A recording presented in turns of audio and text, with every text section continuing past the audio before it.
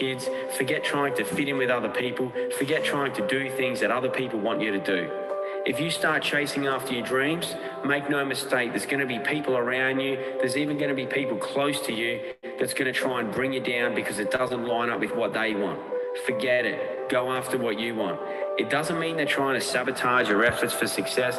It just means they don't want to be left behind. It just means they don't want to be left alone. They don't want to be left on their level. Just because they don't have the courage to step inside their fears and see what's on the other side. This is where the growth is. Good morning, good morning, good morning. If you guys can hear me right now, just drop a 7 in the chat box.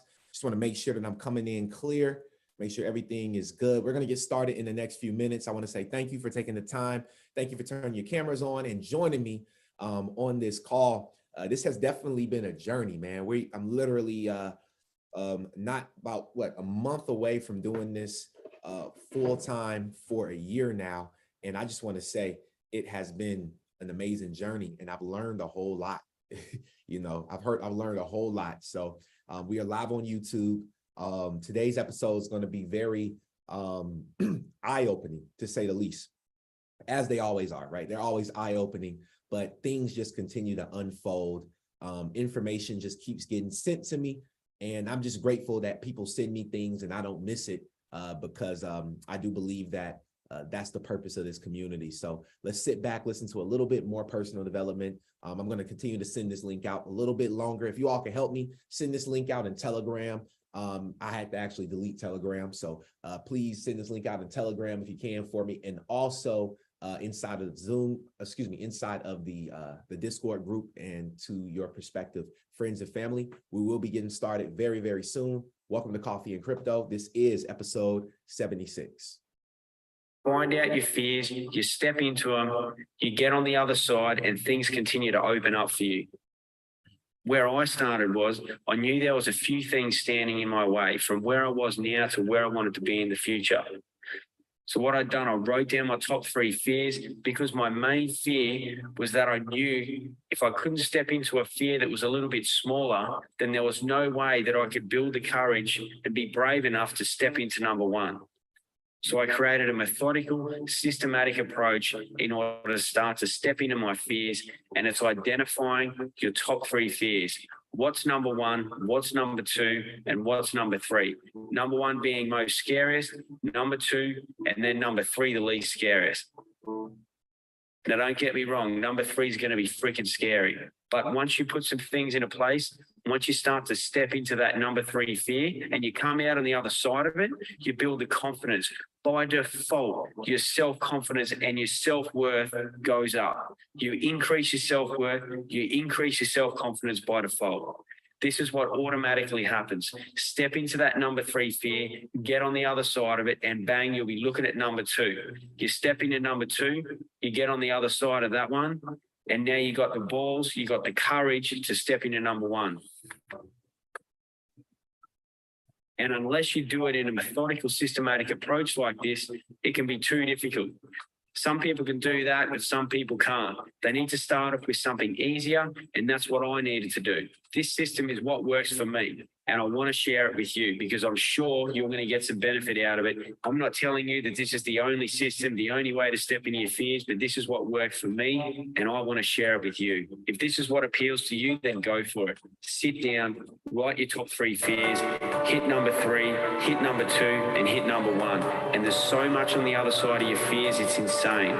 If you think about it, imagine this is where I am right now, and this is where I want to be in the future.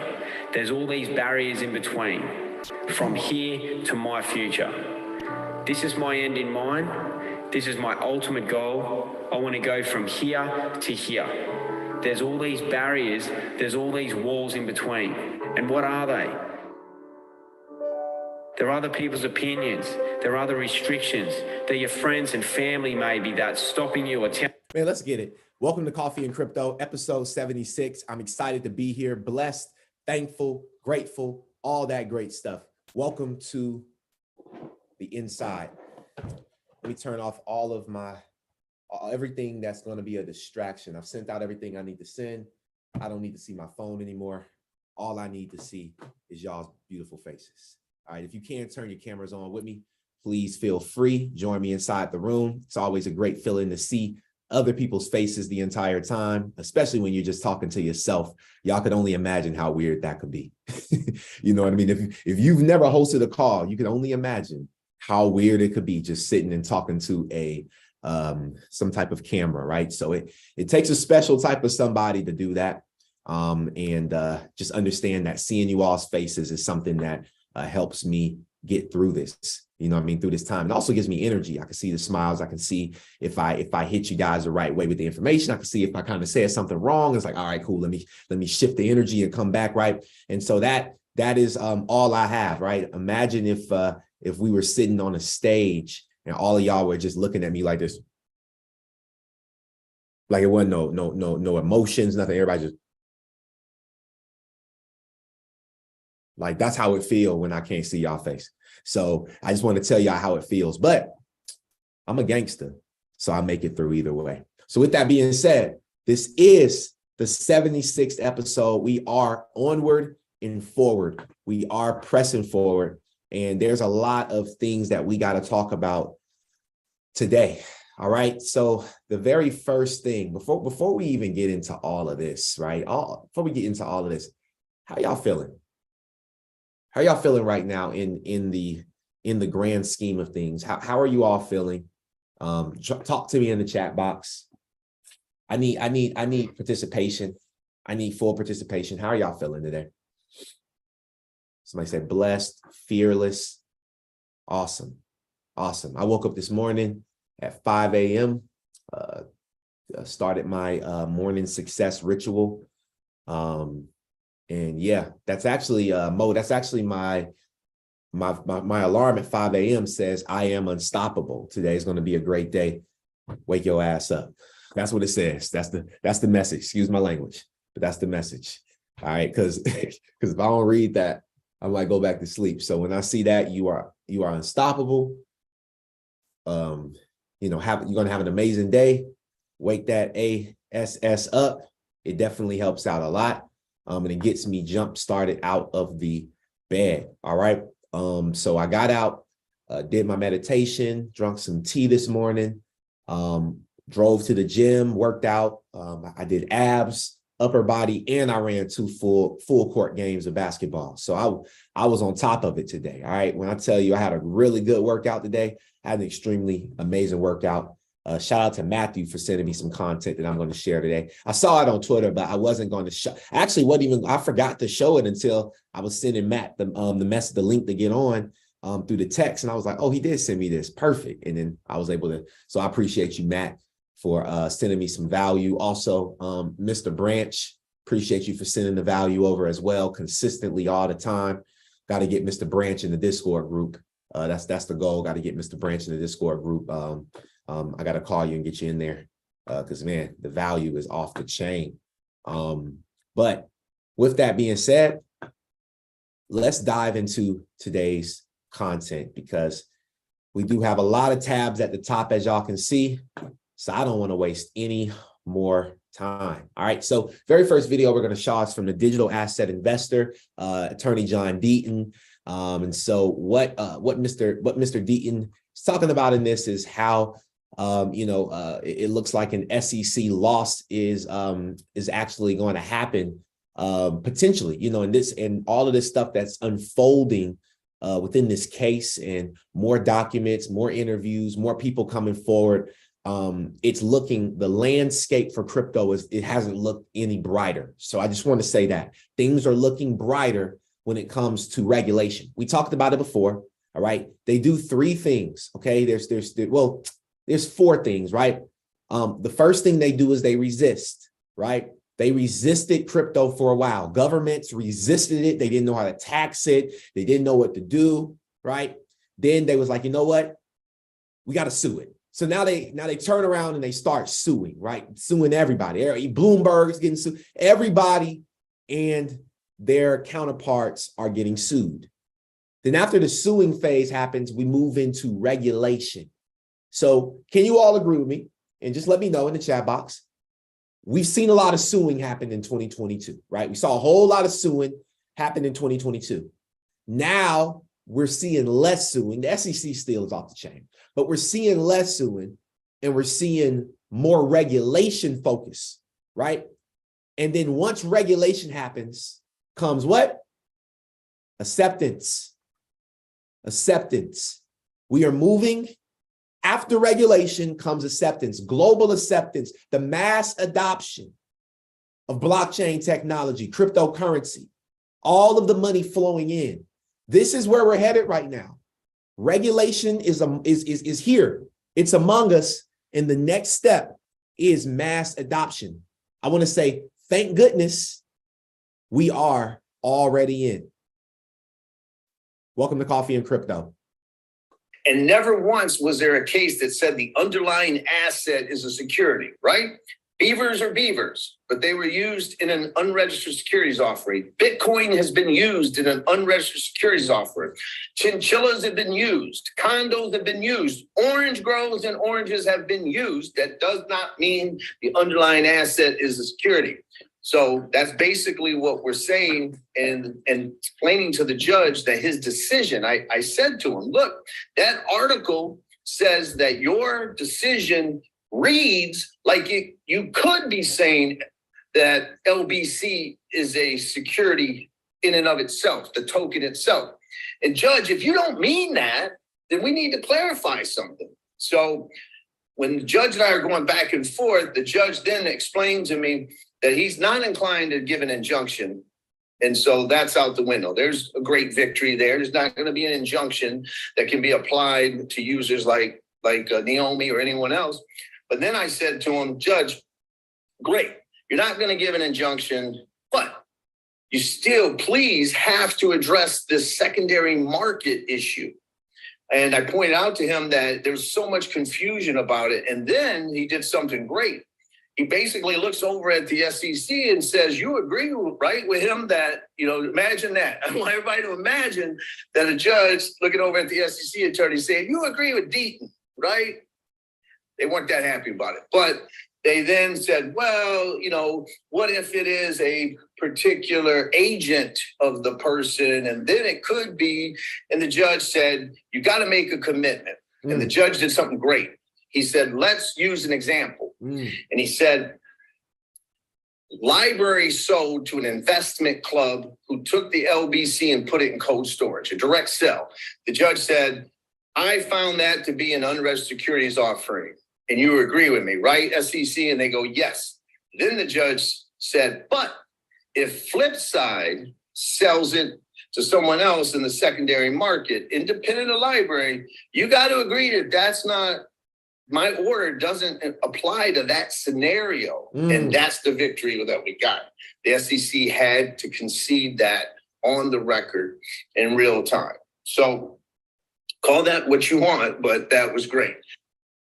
Very, very interesting, right? And if anybody has anything to say about, how you feel about that, please make sure that you hold those statements and things to the end when we have our Q&A session. Again, love to hear from you all. But I thought that was pretty interesting because the judge kind of put the SEC, he put their back on the wall. Like they couldn't lie because they were under oath, and they couldn't say no because logically that only made sense. So that was a great win to get that out of the attorneys team, the SEC's attorneys team during this library case, because I believe there's one more hearing. Never once was there a case. Oops, sorry. I think there's one more hearing coming up. I believe it's today. Am I right, Mr. Brand? It's like today or yesterday. I believe it was the end of this month or it's the beginning of February, but I believe library has one more case that is out there. I will clarify that for you all in the Discord. I'll find that information if nobody knows.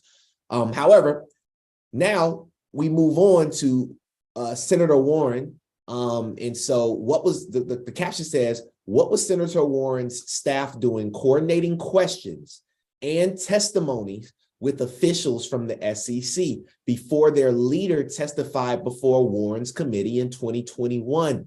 Okay, this video is going to break down the email of Elizabeth Warren, basically asking the SEC, are these questions comfortable for the chairman? And so they allowed for the landscaping of the questions in these hearings. So apparently this is what they've been doing for years, you know, and it's coming out in this case. In this particular case. But listen to this video. All right, a bombshell report tonight about how Senator Elizabeth Warren, and her office coordinated testimony with the Security and Exchange Commission ahead of a Senate hearing. The Heritage Foundation Oversight Project, of which I'm associated, through a FOIA request, obtained emails from Warren's office to the office of Chairman Gary Gensler 2 days before his Senate testimony back in September of 2021.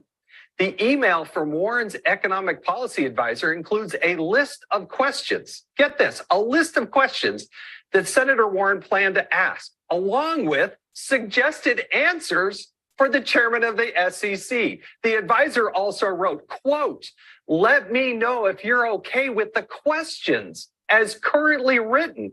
2 days later, she said a follow-up, quote, "Let me know if it's looking like the chair has any issue with the framing of the questions.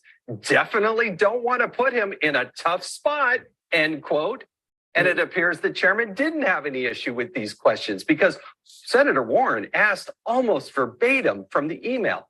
Check this out. Chair Gensler, advocates say crypto markets are all about financial inclusion, but the people who are most economically vulnerable are the ones who are most likely to have to withdraw their money the fastest when the market drops. Does this sound like the path to financial inclusion to you?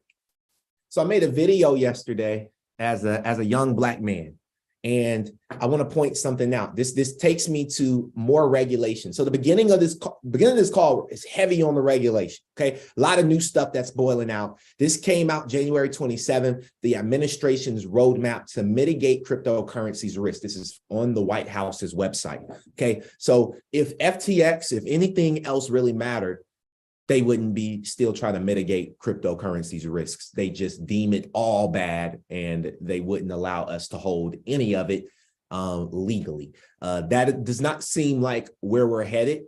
It seems more that they're just getting regulation in place, that the bad actors are removed, as many as they can as possible, and the good actors can stay, and the market cap can be divvied up between the big companies that are doing it the right way. Right now, within this very first document, I'm going to read it for you all. This is within the first 5 sentences. 2022 was a tough year for cryptocurrencies. Now, think about it. This is on the White House website. Okay, anybody can go on here. I mean, this is not a hard website to find. Anybody can go on here, right? On this, more people will go on the White House website than the SEC's website. Okay, but that's neither here nor there. Okay, now 2022 was a tough year for cryptocurrencies. In May, a so-called stable coin, which we remember, right, imploded, prompting a wave of insolvencies. Just months later, a major cryptocurrency exchange collapsed. Many everyday investors who trusted cryptocurrency companies, here we go, including young people and people of color. So I'm just really confused, because are we the only ones that lost money? It was just young people and people of color. No white people lost money. Nobody else lost money. You know what I mean? No Europeans lost money. Nobody from the UK lost money. Like, I don't know. No Canadians lost money. Like, no Germans lost money. Is literally just minorities, which, I mean, okay, well, people of color, I didn't say minorities, say people of color, okay, and young people. So why was those the two targeted in the first 5 sentences? So if I didn't know anything about crypto, I didn't know about the technology, all I knew was FTX, all I knew was stable coins collapsing, Terra Luna, all I know is, BlockFi and just all these different, that's all I know, that's all I hear, because all I do is watch the news, CNN, and that's where I get my news from. Then I would feel some type of way about investing into these assets, because I'm a young person and I'm a person of color.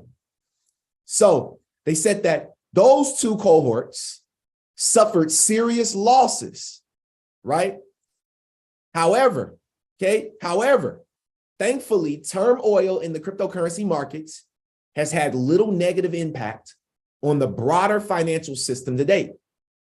While cryptocurrency might be relatively new, the behavior we have seen some cryptocurrency companies exhibit in the risk posed by this behavior are not. As an administration, our focus is on continuing to ensure that cryptocurrencies cannot undermine financial stability, protect investors, and to hold bad actors accountable. At President Biden's direction, we have spent the past year identifying the risk of cryptocurrencies. The past year, okay? So we've been in regulation. So, okay, doesn't take that long. It doesn't. They've been in for a year, right? Maybe one more year. And then we'll be in 2024. And by 2025, it's a wrap. And I got proof today, more proof. It says, first, experts across the administration have laid out the first ever framework for developing digital assets in a safe, responsible way while addressing the risks they pose. To be sure, the technologies powering cryptocurrencies may offer ways to make payments faster, cheaper, and safer. Remember, this is what it's all about. Drop some coffee in the chat box if y'all are with me. Thank you. For example, some cryptocurrency entities ignore applicable financial regulations and basic risk controls, practices that protect the country's households, businesses, and economy. In addition, cryptocurrency platforms and promoters often mislead consumers, have conflicts of interest, fail to make adequate disclosures, or commit outright fraud. So these are the bad actors. But the thing is, you got actors like Ripple that have disclosed everything. They're very transparent. So it's not everybody, right? It's not everybody. I believe that the White House and the government is taking this like a school bus approach. I call this the school bus approach, right? Like one kid's on there jumping up and down on the school bus, and the school bus driver just don't like, they tired of the kids. So now everybody in trouble. Now we all got to sit down, but it was only one kid. It was only two kids. What about the other 30 out of the 32? So why don't we just punish those two? Nah. I think about this like the dorm room policy in college, where when we got in trouble for throwing a party in the dorm, everybody got a fine. Everybody. It wasn't just the people who apart, it was everybody in the dorm. So I look at it as that, and that's not fair. That's not fair. And so so as we continue to push forward, I mean, I think I dropped this already inside of the We Got the Receipts section in the Discord. So if you're part of the Coffee and Crypto section of the Discord, or the general section of the Discord where you have access to Coffee and Crypto, every single document from here, I call these the receipts. I drop all of this in the Discord. Okay. So the Discord for Coffee and Crypto is only $10 a month if you just want to be a part of Coffee and Crypto. If you want access to the trading, if you want access to everything, all right, it's $50 a month. Okay, you can choose whichever one you want. All right, I can get you the link at the end of the call, and you can join if you choose to. But you will be able to get all the receipts, all the documentation. That way you can go back and really read these things, because we don't have the time to just, go through everything, but you don't want to miss it. It's important. I read it.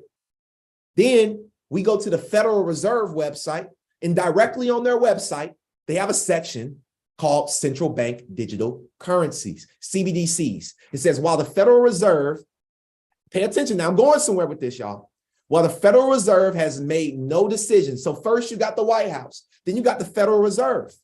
They've made no decisions on whether to pursue or implement a central bank digital currency. We have been exploring the potential benefits and risks of CBDCs from a variety of angles, including through technological research and experimentation. Our key focus is on whether and how a CBDC could improve on an already safe and efficient U.S. domestic payment system. What? It's not it's trash, right? CBDC is generally defined. Now, look, I'm not for CBDCs. I want to put that out there. I'm not for CBDCs. But would you all agree with me? Okay, it's sad, but would you all agree with me that it's going to happen? Regardless, it seems that way. So why would you not position yourself? Like, why would you let the bad people all position themselves to take over the world and become mega wealthy? And you are a good person where you can do good with the money, you can help people. And because of the fact that you know what's about to happen, you're like, oh, I'm not going to invest into this. No, I'm going to invest into, I'm going to get my bag right, and I'm going to do right with my bag. I'm going to get my bag right, and I'm going to do right with my bag.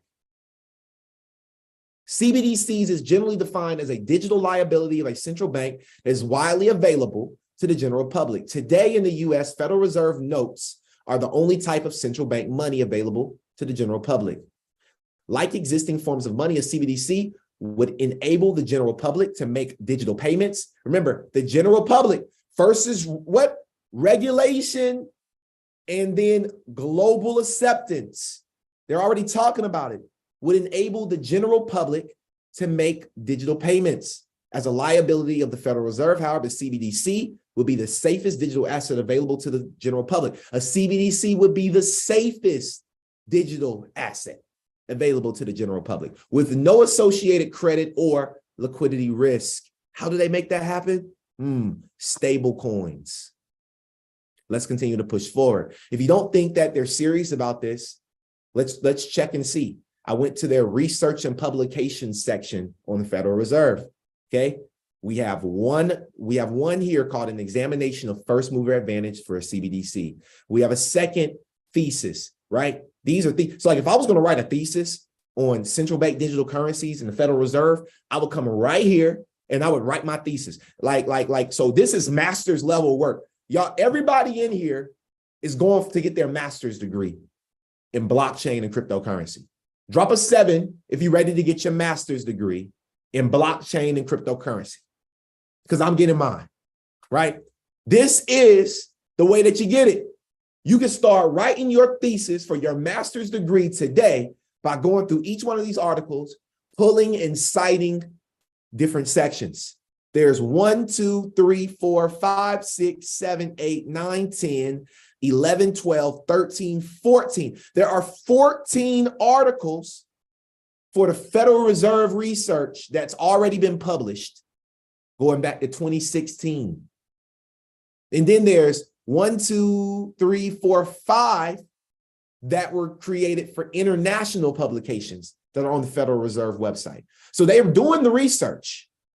That's not a problem. Let's continue to push forward. This came out on June 30th of 2022. This is from the Banks for International Settlements, allowing banks around the world to keep 1% of reserves in Bitcoin. How many people knew that that was a thing? If you knew, just raise your hand or drop a no, I didn't know in the chat box, right? But Banks for International Settlements to allow banks to keep 1% of reserves in Bitcoin, okay? So despite its skeptical approach to digital currencies, right, it looks like the BIS intends to extend its hand to the new asset class by allowing banks to hold this, right? Indeed, BIS's Basel Committee on Banking Supervision has made the proposal for limiting the bank's total exposures to Group 2 crypto assets to 1% of Tier 1 capital, right? Specifically, Group 2 refers to assets that do not meet classification conditions and includes specific tokenized traditional assets and stable coins, as well as unbacked crypto assets. As opposed to Group 2, Group 1 includes tokenized traditional assets and stable coins that meet classification conditions, right? And so these are the conditions, okay? These are the conditions right here, okay?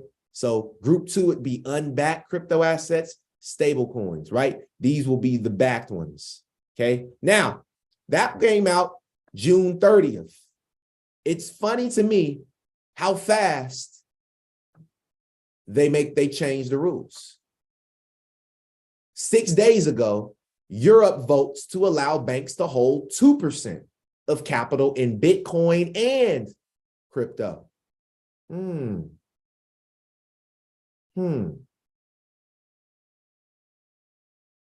Okay, so that's happening in Europe. And then the BIS turns around on December 17th of 2022, right? So so the BIS already did it. They allowed the banks to hold 2% of reserves in cryptocurrency. Now, all banks, not just Europe, but all banks have the right to hold 2% of their reserves in cryptocurrencies. So within a couple of months, they've changed the regulation, they changed the rules, they changed the laws. They move very fast. Let's continue to push forward. Now, we've been hearing a lot about an XRP buyback. The reason why I wanted to show you all that, the first beginning of that was all to show you that crypto's not going anywhere. That was the whole purpose. Crypto's here to stay. It's just us figuring out which cryptos are here to stay. Now, XRP, which we know, our favorite assets, right up here in the wall behind me. XRP buyback discussions into context. Ripple has already done a stock buyback, which increased their valuation from 10 to $15 billion. Post the SEC lawsuit, why would a similar thing not be done with XRP? What if they need a higher XRP price? How would you do it? That's the question. Now, this is a great video because it has Brad Garlinghouse speaking on stage, but then also the second part is going to be from this interview right here from Jimmy Val, who is the CEO of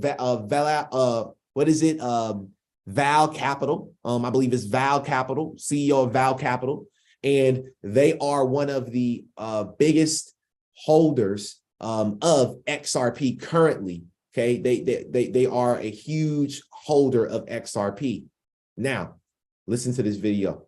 When it was created, this actually was created before Ripple existed. The creators of XRP decided there'd be 100 billion units because they saw it as rather than having a smaller number with a very high price, they saw it as something they wanted to be effectively a global reserve currency.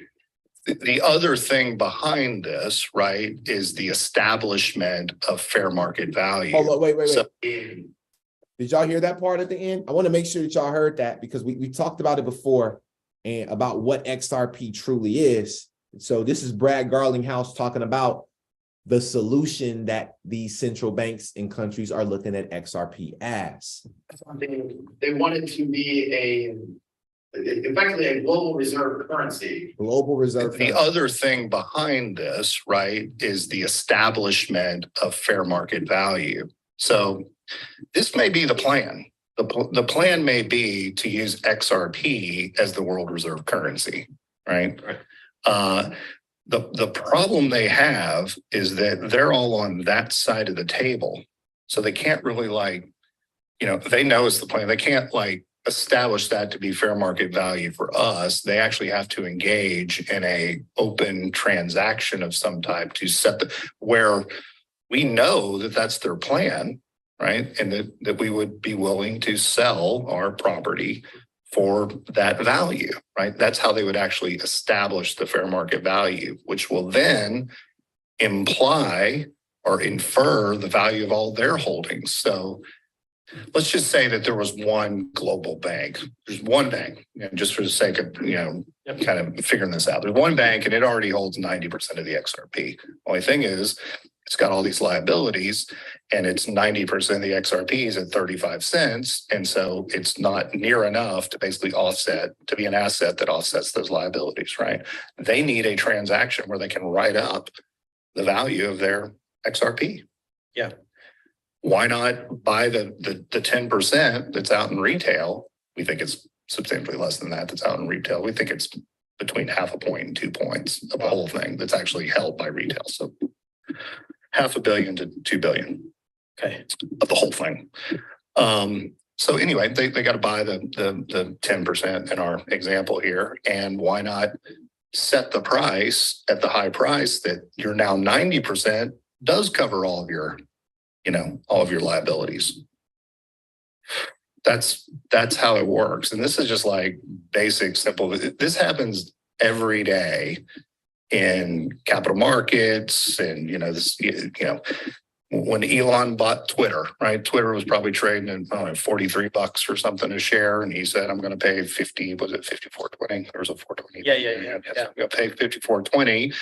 and that represented a premium, but the value of the company then was worth what he paid for it, because that was a fair market value deal striking thing.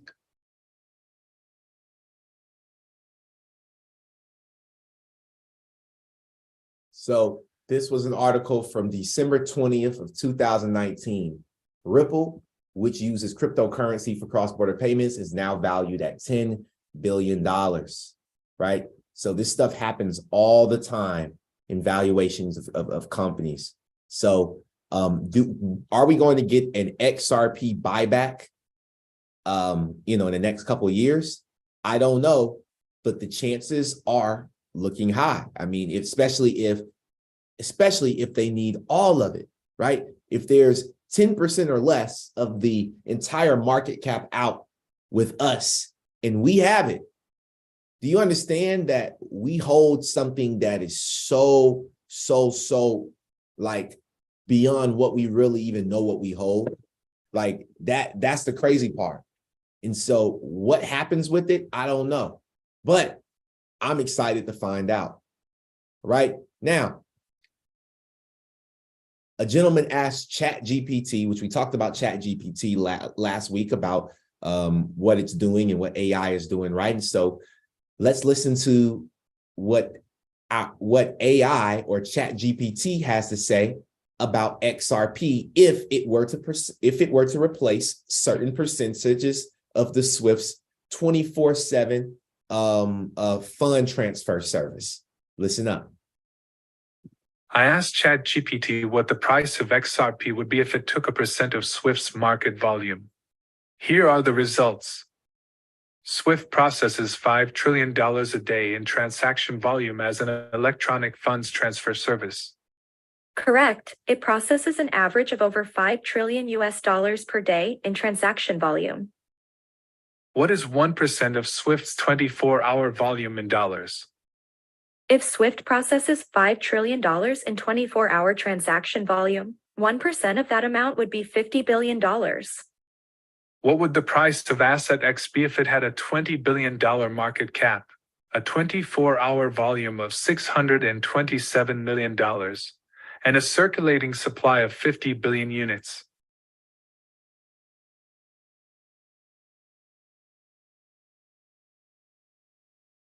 Price of X equals 40 cents per unit. Let's assume Asset X took 5% of Swift's 24-hour volume. How much would the unit price of Asset X be? This is with 5%. If Asset X took 5% of Swift's 24-hour volume, the price of X would be $5 per unit. Okay, so the price of XRP, and this is all skeptical, all right? Speculative, excuse me, not skeptical, speculative. Okay, it's all speculative. It doesn't mean that this ChatGPT is right, but ChatGPT did pass they did pass the medical board exams and the law exam. Okay, so I'm just saying, it's that smart. Now I want you guys to do me a favor.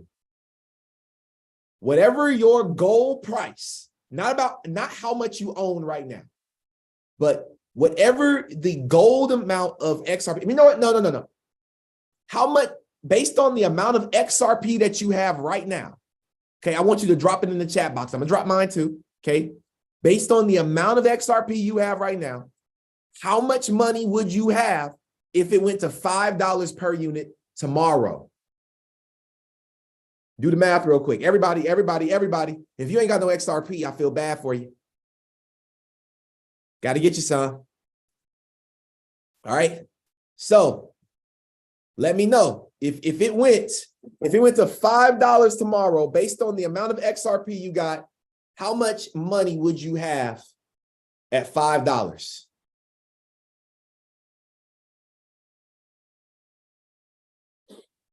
Okay. Let's go. Let's go. Not how many XRP you have, but this is the dollar amount. So you're doing the amount you have times $5. So the amount of coins times $5. I just want to make sure I'm clear on that. Drop it in the chat box. Let's go. Let's go.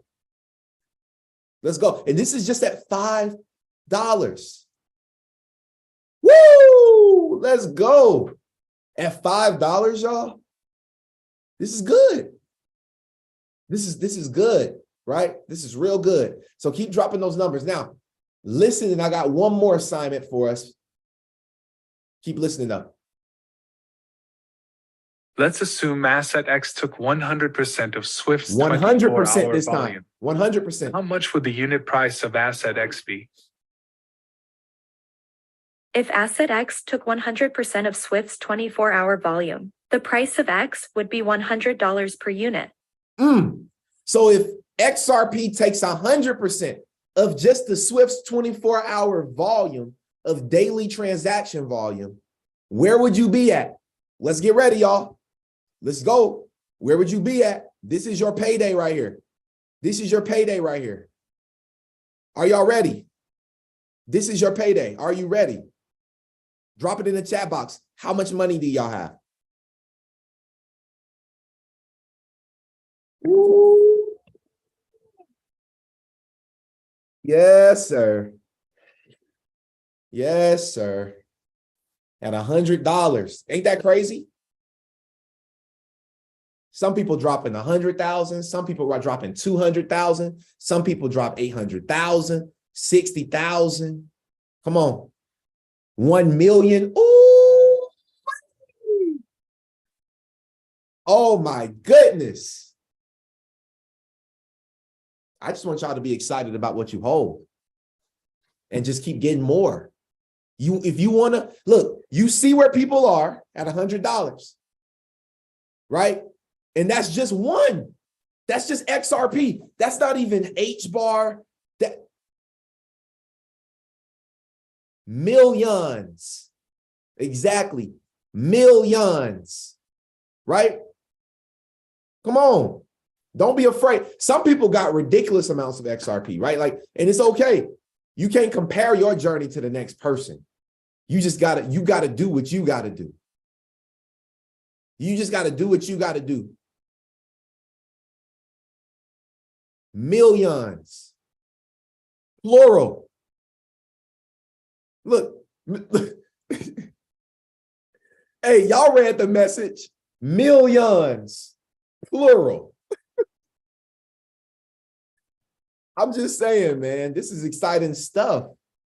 I wish more people was here, right?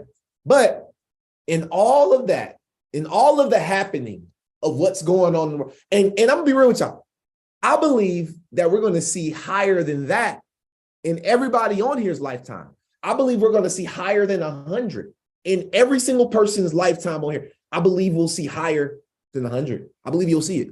I personally believe that. I personally believe that. Let's keep pushing forward. Let's keep pushing forward. So I want you guys to hear from Monica Long in her under 60 seconds of how decentralized identity can give individuals a new power to control their personal online data in a Web3 future. All right. Huge, huge, huge announcement about Monica Long coming up. Okay. Huge announcement about Monica Long coming up. Before we get to that announcement, listen to this video. You can do it in a minute. I'm up for the challenge. My name is Monica Long, and this is Crypto in a Minute. Decentralized identity is, so it's a big topic. There's a lot in there to unpack, but if I were to try to explain in a minute why I'm excited about decentralized identity, it's the idea that people can take back ownership of their identities. Today, we are all very much owned by big centralized Web2 companies like Google and Facebook and Apple, et cetera. And I mean, those are the gates to pretty much anything that we do online or in the world. And in a Web3 context with decentralized identity, I will now be able to take back ownership of my identity and all my information in a token that's transportable around the world and I can delegate access to. The other thing that I'm really excited about is I think this will blow open access to things like financial services for a lot of different people and increase financial inclusion. That was really hard. So I like Monica. All right. I like her spirit. And so who is Monica? Well, she's the Ripple GM, and this was 3 weeks ago. Okay. She was the general manager of Ripple. Well, as of January 26th, Ripple now names Monica Long the president of Ripple. Come on, ladies. Come on, ladies. If that ain't big, I don't know what is. Like, Ripple names Monica their president. That is huge. That is huge. We should all be inspired, right? Because she's been working with this company since like the beginning. Since she joined in 2013.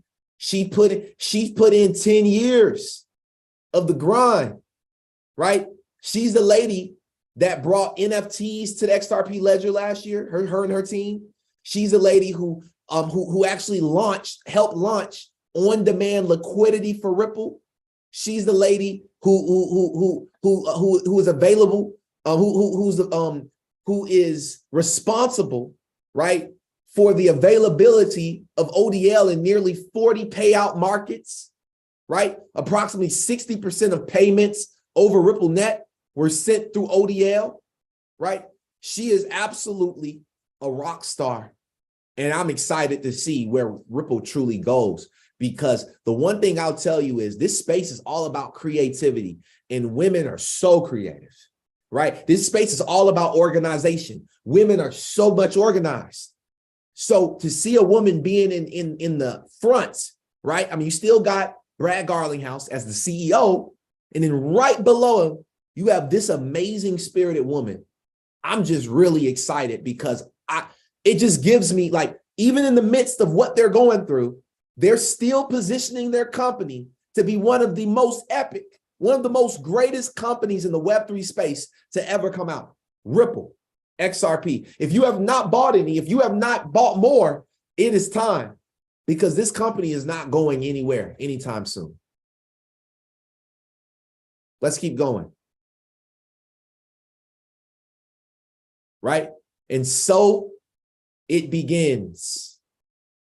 Montenegro's central bank partners with Ripple to create a CBDC. Now remember, Ripple is focused on the smaller countries. They already said at the World Economic Forum, we heard them say on a couple videos, couple episodes back when we were covering Davos, we already heard their leadership say that there's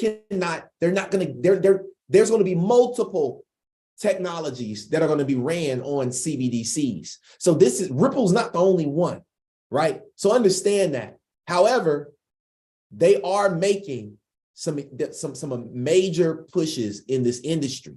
So Montenegro's central bank teams up with Ripple on the digital currency pilot project. Okay. Montenegro's prime minister announced a central bank digital currency or stablecoin project with Ripple. So it's either going to be a CBDC project or a stablecoin project. And we heard Ripple say what? That they're launching their stablecoin capabilities. They're launching their stablecoin technology in 2023. Right? Now, this all comes as you know, as Ripple also, I believe they got in agreements with what's those two countries? I'm having a brain fart, but they just Bhutan and Palau, right? That's it. Bhutan and Palau. So they literally just started a CBDC deal last year with Bhutan and Palau. So even though these are not big countries, they're going after the countries that are ready for the revolution, because these bigger countries like the US and Britain, they're still looking to stifle this innovation a little bit. Right now, the Montenegrin Prime Minister, Dritan, I can't say this last name, but I'm gonna just say A. So Dritan A, right? He ended up posting something on Twitter. Now, we can't read this, right? We can't read this, but what we can see is we can see something. We can see Brad Garlinghouse, CEO, sitting right here. Okay. And then you can see them, the prime minister sitting over here. Now, thank goodness for this guy, because he went ahead and translated this message, right? He says, as per the prime minister of Montenegro, the nation launched a pilot project to build the first digital currency or stablecoin from Montenegro in cooperation with Ripple and the central bank. So this is powerful. This is what is happening, right? We are seeing this happen. This is directly, again, this is Dr. Dritan, Prime Minister of Montenegro, right? He's literally tweeted this out. So we know that it is official. Okay. We know it is official. See, is there anything else that I need to share within here? I don't think so. So we'll keep pushing forward. Okay. And then on top of all of that, top countries to buy real estate with crypto. They're going to give you, this came out November 22nd. They're going to give you the top countries. Remember, we talked about crypto being utilized for so many different use cases, right? So we got Montenegro coming out with a stable coin / CBDC on the Ripple network. And then you got real estate being ran through crypto, which if we scroll down, these are the countries that are already supporting real estate purchases with crypto. You have Thailand, you have the UAE, right? As expected. You have Turkey, you have Portugal, then you also have Montenegro, right? So literally, they just strike a deal with Ripple on a stable coin, CBDC, and then right after that, well, right before that, they're also accepting cryptocurrency as a form of real estate payment. This is huge, huge, huge news. You also have Georgia, the country, and you also have Canada, right? So these are the current countries that you are able to start purchasing real estate with cryptocurrency legally. And with these CBDCs, with these stable coins built out on XRPL, with NFTs, see, the thing is, XRPL has everything. They have stable coin capability. They have on-demand liquidity. They have the ability to write smart contracts, and they have the ability through XLS20 to produce NFTs. Now we can tokenize real estate addresses, and then we can do what? We can break them down, right? You get the whole pound, break it down, okay? Get the whole pound and break it down. The whole pound is that whole real estate transaction that may be worth $50 million.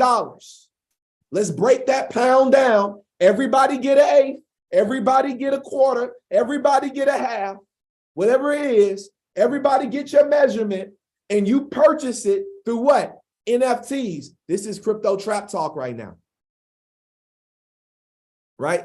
We trapping through the crypto. We trap it through the blockchain, literally breaking it down. And what are we doing? We're tokenizing these assets, and then we are doing something called crowdfunding through the blockchain. Now everybody can people from all over the world can get involved with real estate projects in different places. You can be in Singapore and get in on a project in Miami on South Beach because they tokenize it and they digitize it, and then they separate it into NFTs. And so they'll say, hey, there's 100 NFTs. We're looking for 100 investors. 10 of the NFTs is this worth this much. You put this much in, you get this equity back, and it's all in the smart contract. So you don't even have to worry about it. They get paid out in XRP immediately. This is where we're going. This is what I'm talking to all of my real estate friends, people I'm meeting out here in Atlanta and all over the country, talking about real estate. When I'm in the field, like that's what I'm talking about, is us tokenizing these assets. It's time for us to think way beyond the box, because there's people out here that's thinking so far beyond, and anybody can do this. You don't need to know how to develop smart contracts. Develop the idea And then just go find somebody on Upwork or Fiverr that can do your smart contracts. Build a team. Now, more updates about XRP. XRPL Labs to enable QR payments. This was January 31st. Hot off the kettle. Hot off the coffee kettle. Drop those coffee emojis. January 31st. Nobody keeps it hotter than coffee and crypto. Can't wait till I have that sound officially. Okay. XRPL Labs to enable QR payments in retail stores for Zoom users. How many people got their Zoom wallet set up? Anybody? Raise them hands up. Anybody got their Zoom wallets? Hey, because now coming up very, very soon, you'll be able to start utilizing this technology. How do I know? Because this is Jack XRP, right? Well, excuse me. No, this is this guy right here. I can't even say his name. White's Wind. I'm just going to go with that. But he is building currently on the XRP ledger, right? So he is a part of the development team with the XRP ledger. Okay. So this came from, he wrote this. So the first person said, personally, I would really like to see an XRP Labs federated sidechain with XRP as the native asset and features like this, hooks, etc. He said, we're actually going to do this. Security audit contract signed last week. This is on January 30th. The security audits contract signed last week. After the audit and potential improvements based on the results, there will be a side chain with XRP as the native asset. Let's go. They leaking it. They're leaking it, y'all. It says, do you think this person said, do you think this is going to be possible that one day we can use our Zum Tangem card to purchase something in store? Or you integrated a debit card into Zum wallet. I love Zum, so just throwing some thoughts. Don't even know if it's possible or not. Thanks. He ended up messaging back Jack XRP and said, why a card? Question mark. What about Zum XRPL powered QR payments in retail stores? Will happen sooner than you think. Winky face. Uh-oh. Uh-oh.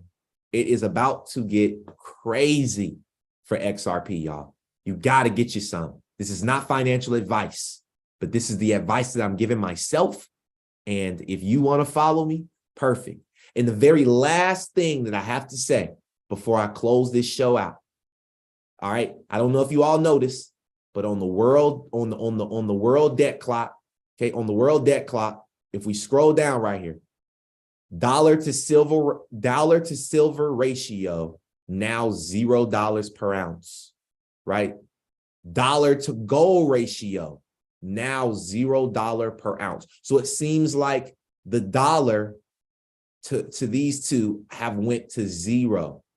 And they added a new ratio called dollar to crypto ratio.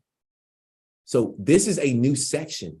So these went to zero. I saw a couple people on Twitter talking about this, and I haven't delved deep into it, so I don't want to say too much that I don't know. But I saw some speculation, and if there's some people on here that might know, maybe you can come on and just explain it really fast. But both of these on the US debt clock or the world debt clock, both of these have went to $0 per ounce, both silver and gold compared to the dollar, right? But when we look at the dollar to crypto, this is alive now. I wonder why. Wow. So with that being said, you all, man, I hope that today's episode was extremely, hold on, Russia has bought tons. Hold on.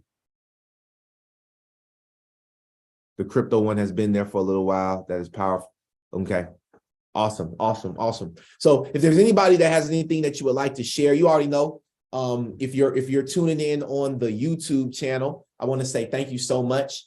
I really appreciate your support for tapping in, for diving in. for being the best part of this show. You know, I would love for you guys to continue to share this show out and let people know that we are here. If there's anybody that wants to share one thing you like, learned, or love from today, I would love to hear from you all. I didn't hear from anybody last week, so I just want to give that opportunity. So if there's anybody that would like to say anything, please raise your hand. It would mean a lot to hear from you all today, just to kind of see, you know, what you all learned, you know, what, you know, different stuff like that. Oh, Mr. Branch, awesome. Before Mr. Branch goes, I want to just drop this link really fast. This link that I just dropped for you all is access to just the coffee and crypto section. So if you just want to support what I do, I'd appreciate it. You know, if you can, it's $10 a month. And you can join the coffee and crypto section of the Discord, and all of these articles, everything that I drop, I will be putting it inside of the Discord, inside the coffee and crypto section. And once you come in, I will guide you into that section so you understand exactly where to go. Mr. Branch, if you had anything, if you could feel free to unmute, sir.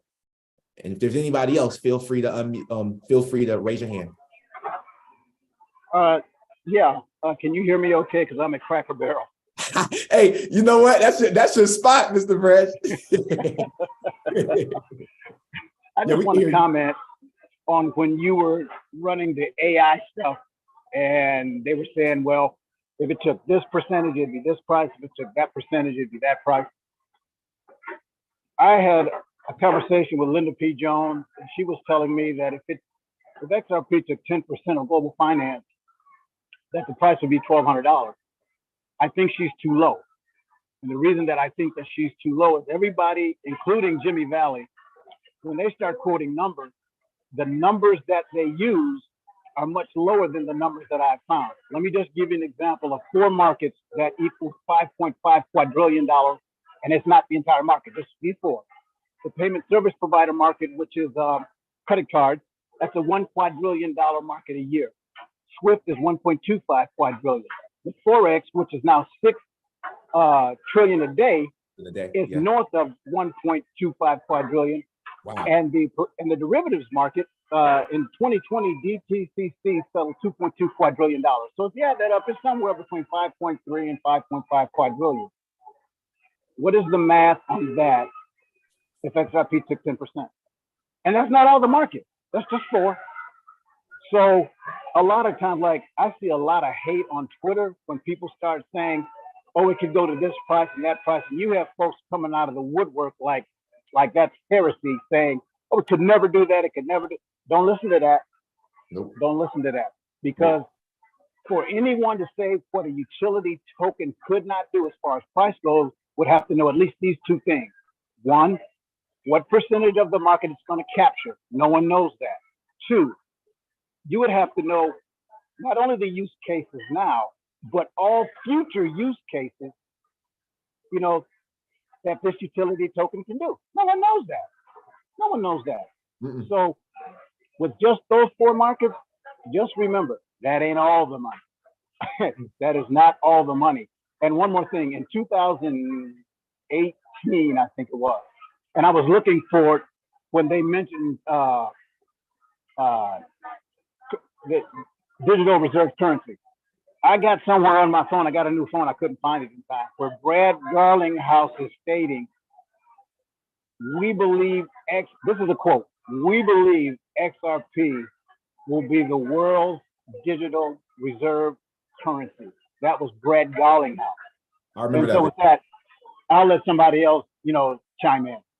Oh, no, we appreciate, man. That was, I mean, that, wow. Hey, that value alone in the beginning about the, y'all, did y'all hear that math? Quadrillion. And Chat GPT was only using what, trillion? Wasn't it trillion? It wasn't it wasn't quadrillion. She was using $1 trillion. So, and she was getting $5. So imagine when we skip to that next tier, which is quadrillion. And this might sound crazy. Like, people gonna watch this and be like, man, these people are crazy. Like, these people is my friend. I think my friends think, like, honestly, like, some of my friends think I am crazy. Like, the way I talk about how wealthy we're about to get. And it kind of scares people to the point where they don't even, like, I don't even think they want to invest because they don't even know. I think about the highest price gold has been, or even how high BTC. Exactly, Andy. Exactly. Like, just hold on. Just do that math real quick. What's the higher? Let's say Bitcoin went to $68,000. How much XRP you own right now? Times that by 68,000. Let's do this real quick. I need this from my spirit. Based on how much you own right now, times that by $68,000.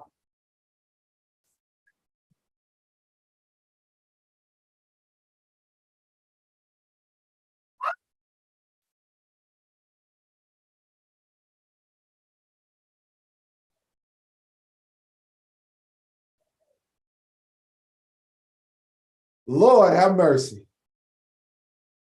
Lord have mercy. Hold on, I gotta drop mine. How much? Where y'all at now? Somebody that passed out over there. Hold up. Y'all good? Oh my goodness. Between me and my Mr. Brett said billions, multiples. Not multiples. Not multiple billions. Oh my Lord. Oh man. Look, hey, that's good for the spirit.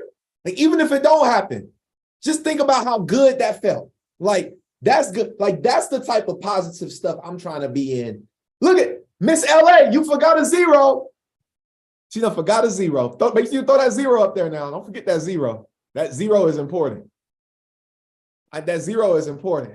And for my private students, I know y'all good because you know this goal. The goal we set is 10,000 XRP. If you're a part of if you're my private student, 10,000, y'all know our goal. So if we do 10,000 times, hold up. So if we do that times 68,000, I mean, hey, let's go, right? We almost there. We almost there. Just keep increasing the bag. The problem will be where to put all your money. Exactly. That's going to be a crazy problem. So with that being said, I think this has been an amazing episode. I want to say thank you guys for taking the time to just vision, to vision where we will be in our future. I mean, all we can do is just vision it, write the vision, make it plain. That's all we can do, and just allow for faith and time to do its due diligence. And last thing, if you are worried about, maybe crypto came a little later in life for you and your investments, and you want to know, like, this is true. This is the true definition of generational wealth. And we are literally the pioneers of making this happen for our family. Make sure that you have something set up, with your estate, like some type of estate planner, something to make sure that this makes ledger, make sure that you have it in the proper ledgers, the codes with your estate plan. Make sure all this stuff is put up, because if your grandkids and your kids and the great-great-grand, if they cannot access that ledger, everything that you did goes in vain. So make sure that you have everything set up properly. That way, all of this that you put in does not go in vain. That's my biggest fear. And we'll get up out of here. I just want to tell you, that's my biggest fear. My biggest fear is that people are buying crypto and then they don't have someone that's educating them to teach them, to really help them see the importance of keeping track of all of these private keys, making sure they have everything on ledgers, making sure that somebody that they trust has the codes to those ledgers. That way, their legacy can continue to push forward. This is so important. There it is, the Rockefeller Trust Mode. Look it up. Actually, hold up. Mr. Branch asked me for the video, and before we get out of here, I actually would recommend that y'all stick around for this link. I got you, Mr. Branch, because you just reminded me of what I need to do. Give me 1 second. Give me 1 second. I'm about to drop this video for you all about the secrets to the Rockefeller Trust, how to create generational wealth. It aired on Earn Your Leisure 3 months ago. I just found it. Mr. Branch. You still here? Yes, he is. Perfect. Here's the link right here. The link is inside the Zoom chat. Everybody go and make sure you click that link. Go and watch this. This is how the Rockefellers built their trust.